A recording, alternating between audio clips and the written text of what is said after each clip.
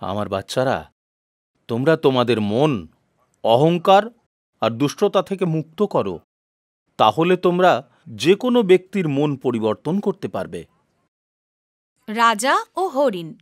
একদিন রাজা ও তার মন্ত্রী জঙ্গলে গেলেন শিকার করতে।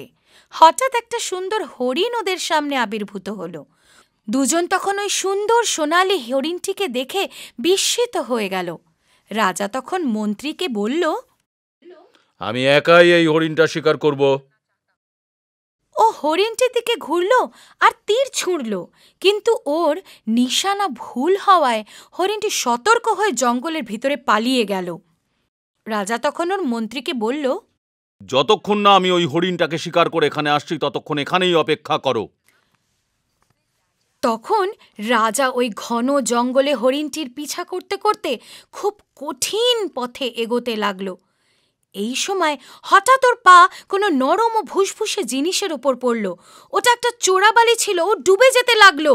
ও চেঁচালো, বাঁচাও, বাঁচাও! ও সাহায্যের জন্য আর্তনাদ করল, কিন্তু মন্ত্রী এত দূরে ছিল যে কিছু শুনতে পেল না। হরিণটি রাজার ক্রন্দন শুনতে পেল।